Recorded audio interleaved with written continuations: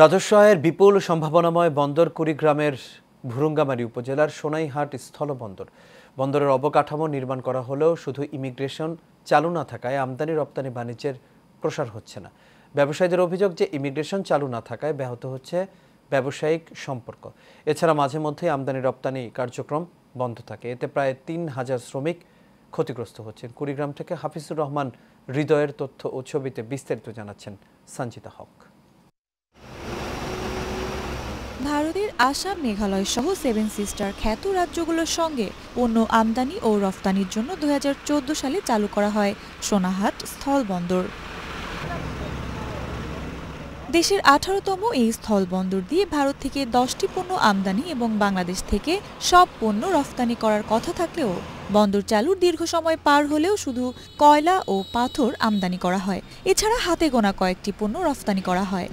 Nepal, Bhutan connectivity এবং seven সিস্টারকে connectivity করার জন্য ইমিগ্রেশনটা আমাদের খুবই গুরুত্বপূর্ণ এবং খুবই জরুরি। আমাদের এখানে ব্যবসা বাণিজ্য করতে হয়, তো ইমিগ্রেশনটা চালু হওয়া খুবই তাড়াতাড়ি দরকার। তার কারণ অনেক দূর ঘুরে যেতে হয়। ইমিগ্রেশন চালু হলে আমাদের ৩০০ কিলোমিটার আর ঘুরতে হবে না। আমরা যে কোনো ব্যবসায়িক কাজে কিংবা চিকিৎসা কাজে তাড়াতাড়ি ভারতে যেতে পারবো। ইমিগ্রেশন চালু না হওয়ায় একদিকে যেমন ক্ষতিগ্রস্ত হচ্ছেন ব্যবসায়ীরা, অন্যদিকে রাজস্ব হারাচ্ছে সরকার। তাই দ্রুত ইমিগ্রেশন চালুর দাবি ব্যবসায়ীদের। আমাদের ভারতের সাথে ব্যবসা রয়েছে, ভুটানের সাথে ব্যবসা রয়েছে। তাদের সাথে যোগাযোগ করতে গেলে ইমিগ্রেশন অতীব জরুরি। এই ইমিগ্রেশনটি না থাকায় আমাদের প্রায় ৩৫০ কিলো পথ অতিক্রম করে ভারতে ঢুকতে হয়, এক্সপোর্টারদের সাথে কথা বলতে হয়।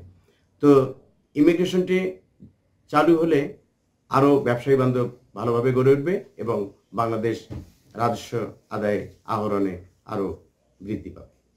ইমিগ্রেশন চালু করতে ভারতীয় কর্তৃপক্ষের সাথে কথা বলে উদ্যোগ নেয়ার আশ্বাস এই কর্মকর্তার। বাংলাদেশের অংশ পুরোপুরি প্রস্তুত ইমিগ্রেশনের জন্য। যদি ভারতীয় অংশ মনে করে, ভারতীয় কর্তৃপক্ষ যদি মনে করে যে আগামী এত তারিখে আমরা এই দিক দিয়ে যাত্রী পারাপারের উদ্বোধন করব, বাংলাদেশ প্রস্তুত।